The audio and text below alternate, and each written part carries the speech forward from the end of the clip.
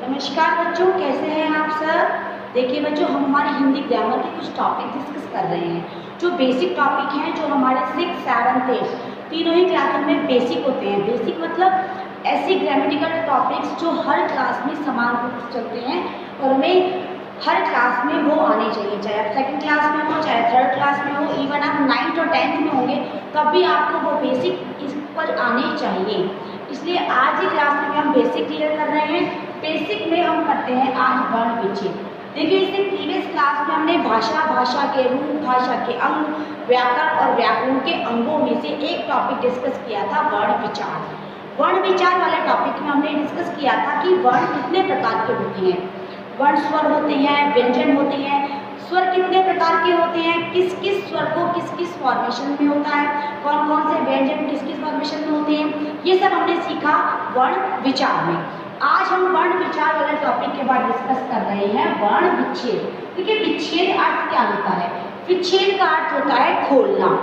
हर शब्द की रचना, प्रत्येक वर्ण की रचना किस प्रकार हुई है, इसका ज्ञान करने के लिए, इसकी समझ विकसित करने के लिए हम वर्ण विच्छेद टॉपिक डिस्कस करते हैं।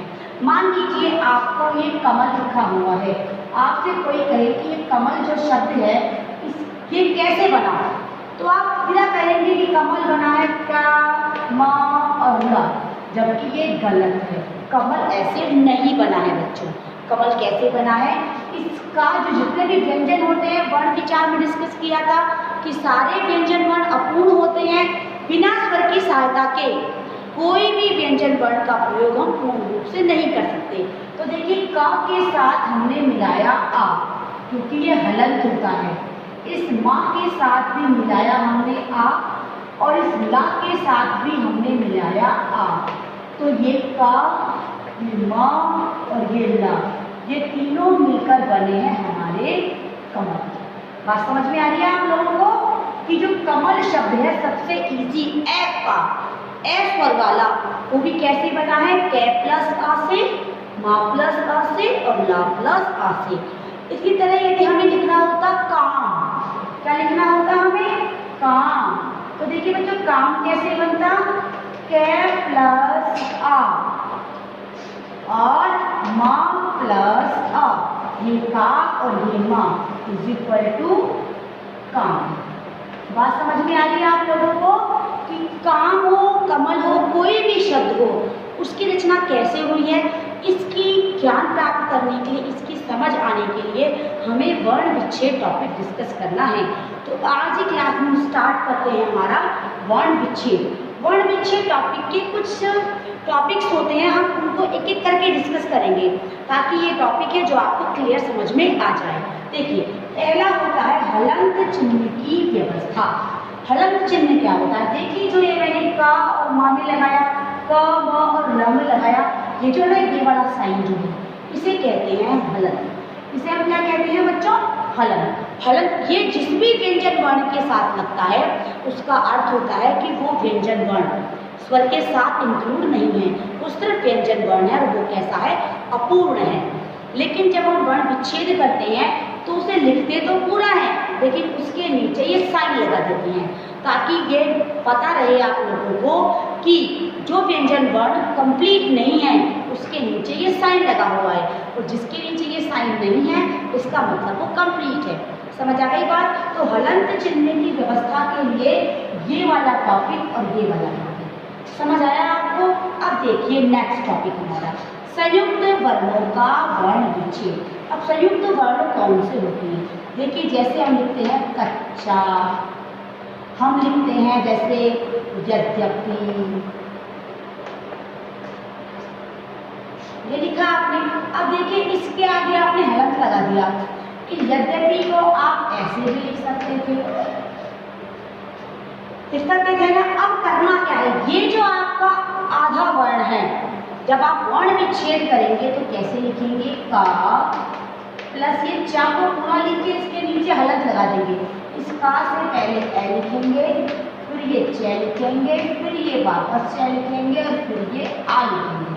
तो इसमें क्या हो जाएगा, ये कच्चा जो च है हमारा संयुक्त व्यंजन वर्ण यानी आधा च और पूरा च। ऐसे होता है पक्का, ऐसे होता है मक्का, जैसे हम लिखते हैं किसी भी व्यंजन वर्ण को आधा और उसी को सेम पूरा, तो वो होते हैं हमारे संयुक्त व्यंजन वर्ण। लेकिन जब उनका वर्ण विच्छेद करते हैं तो जो आधा वर्ण दिया गया है उसके साथ भी हम क्या लगाते हैं, हलंत, और उसे भी हम पूरा लिखते हैं। मैंने बता दिया व्यंजन वर्ण हम पूरे लिखेंगे वर्ण विच्छेद करते समय, लेकिन उनके आगे हम क्या लगाएंगे, उनके साथ हम क्या लगाएंगे, ये हलंत। तो पहला वाला टॉपिक था हलंत चिन्ह की व्यवस्था, ये समझ में आया। दूसरा है संयुक्त वर्ण की व्यवस्था। संयुक्त वर्ण कैसे, सेम समान वर्ण आ जाए, यदि यद्यपि आ गया मान लीजिए तो दै और या। अब ये मैंने लिखा, हम इसको ऐसे लिखते हैं, तो यदि इसका वर्ण विच्छेद करेंगे तो कैसे करेंगे, देखिए आप, या प्लस आ प्लस द प्लस या प्लस आ प्लस पी, तो ये क्या बना, यद्यपि। समझ में आई बात। अब देखिए रै व्यंजन के संयुक्त रूपों का वर्ण विच्छेद। अब आप कहेंगे रै व्यंजन के संयुक्त रूप कौन से, ये सब टॉपिक हम प्रीवियस क्लास में डिस्कस कर चुके हैं। कौन से, रेफ के प्रकार। क्या किया था बेटा हमने, रेफ के प्रकार। रेफ के प्रकार में हमने ये पढ़ा था, रेफ के प्रकार में हमने ये पढ़ा था, रेफ का प्रकार हमने ये पढ़ा था। देखिए ये पढ़ा था, ये पढ़ा था, याद कीजिए। रेफ के हमने जो प्रकार पढ़े थे उसमें क्रम में ये पढ़ा था, पूर्व में ये पढ़ा था, और ड्रम वाले में ये पढ़ा था ना। तो ये जो रेफ के प्रकार हैं इनका वर्ण विच्छेद आप जब करेंगे तो ये जो र हैं, तीनों प्रकार के र, इनके स्थान पर भी आप ये र ही लिखेंगे। जैसे फॉर एग्जाम्पल आप लिखते हैं पूर्व का वर्ण विच्छेद, तो देखिए पा प्लस बड़ा ऊ प्लस बा पूर्व, तो र पहले आया ना, यही देखना चाहते थे हम कि आप इसको प्रोनाउंसिएशन करिए कि पहले क्या आया, पूर्व, र पहले आया, तो ये र, ये बा प्लस ये पा।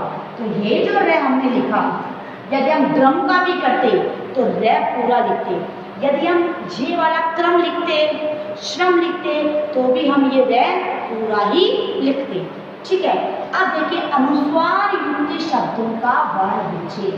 अनुस्वार युक्त शब्दों का वर्ण विच्छेद कैसे करते हैं, अनुस्वार आपको बताया था दो चीजें होती हैं, अनुस्वार और अनुनासिक। तो देखिए ये जो अनुस्वार है हमारा, इसका साइन होता है ये, जैसे लिखते हैं हम वंदन। अब आपसे कोई कहे वंदन का वर्ण विच्छेद कीजिए, तो देखिए वंदन का वर्ण विच्छेद अब न।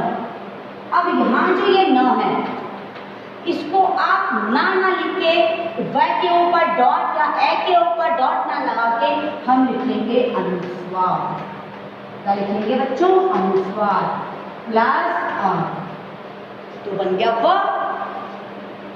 द प्लस आ, ना प्लस आ। तो ये बना है हमारा वंदन का वर्ण विच्छेद। वंदन का वर्ण विच्छेद हमने जब किया तो हमने इस अनुस्वार की जगह अनुस्वार ही लिखा है। जब ये अनुनासिक हो तो उसकी जगह आप अनुनासिक ही लिखेंगे, और विसर्ग होगा तो उसकी जगह आप विसर्ग ही लिखेंगे। इस बात का खास तौर पर ध्यान रखिए कि वर्ण विच्छेद करते समय अनुस्वार, अनुनासिक और विसर्ग को आप अनुस्वार, अनुनासिक और विसर्ग ही लिखेंगे, ना कि आप लिखेंगे, आप लिखेंगे और आप लिखें या एक के साथ लगा दें, एक के साथ लगा दें और एक लगा दें, ये नहीं। आप इनको प्रॉपर लिखेंगे, अनुस्वार, अनुनासिक और विसर्ग। अब देखिए अनुनासिक युक्त शब्दों का वर्ण विच्छेद। अनुनासिक युक्त शब्द कौन से, ये वाले, जैसे आता है आपका क्या, अब आँख लिखा है आपने, तो देखिए आप आ लिखेंगे, फिर लिखेंगे अनुनासिक, और फिर ख लिखेंगे और फिर लगाएंगे आ। तो ये आ अनुनासिक, ख और आ। समझ में आ रही है आपको बात कि जब अनुनासिक शब्दों का वर्ण विच्छेद करेंगे तो जिस वर्ण के साथ अनुनासिक है उसके साथ अनुनासिक ही लिखेंगे, अनुनासिक। जिस वर्ण के साथ अनुस्वार है उसके साथ आप अनुस्वार ही लिखेंगे, और जिस वर्ण के साथ विसर्ग है उसके साथ आप विसर्ग ही लिखेंगे। अब आता है हमारा टॉपिक संयुक्त वर्णों का वर्ण विच्छेद। देखिए संयुक्त वर्णों का वर्ण विच्छेद जब हम करते हैं तो देखिए बच्चों, संयुक्त वर्णों का वर्ण विच्छेद करते समय किस बात का ध्यान रखते हैं। देखिए हमें ये पता होना चाहिए कि ये जो श है, कंप्लीट श, ये किस किस से मिलकर बना है। ये बना है का और श से। जो आपका ये त्रा है ये बना है का और र से। ये जो आपका यज्ञ है ये बना है आपका ज और य से, ठीक है। और ये जो आपका श्र है श्री राम जी वाला, ये बना है श और र से। तो यदि ये आपको पता है तो आप जिस किसी का भी वर्ण विच्छेद करेंगे उसका वर्ण विच्छेद आप प्रॉपर कर पाएंगे। कैसे? जैसे मान लीजिए आपको करना है क्षमा का वर्ण विच्छेद, तो आप कैसे करेंगे? का प्लस श प्लस आ प्लस म प्लस आ, तो ये बन गया क्षमा। मान लीजिए आप क्षत्रिय का कर रहे हैं तो क्षय का करेंगे, फिर त्रय का करेंगे, फिर य का करेंगे।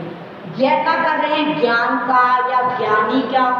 मान लिया आप क्षय कर रहे हैं श्री राम का, श्री राम श्रीमती का या श्रवण का, तो भी आप इन दोनों वर्णों का ध्यान रखेंगे कि ये संयुक्त व्यंजन वर्ण कैसे बने हैं। संयुक्त व्यंजन वर्णों का आप हमेशा याद रखेंगे क्योंकि संयुक्त व्यंजन वर्णों में हमें पता होना चाहिए कि किस वर्ण के साथ कौन सा वर्ण प्रयुक्त हुआ, जब कौन सा वर्ण बना। समझ आ रही है? अब देखिए इसके बाद है विसर्ग, जो मैं पहले क्लियर करवा दिया आपको कि अनुस्वार, अनुनासिक और विसर्ग, इन तीनों को आप अ के ऊपर नहीं लगाएंगे। क्यों? क्योंकि अनुस्वार की जगह आप आ से पहले अनुस्वार ए या आ जो भी है, जो भी स्वर दिया गया है उस व्यंजन वर्ण में, उससे पहले आप अनुस्वार लिखेंगे। अनुनासिक की जगह उससे पहले आप अनुनासिक लिखेंगे और जो आपका विसर्ग है उससे पहले आप विसर्ग लिखेंगे। तो समझ आया आपको वर्ण विच्छेद कैसे किया जाता है? ये वर्ण विच्छेद का टॉपिक आई थिंक आपको क्लियर हो गया होगा। आप इसकी प्रैक्टिस करें, इसको देखें, इसको समझें। आज की क्लास में इतना ही बच्चों। Thank you and have a nice day.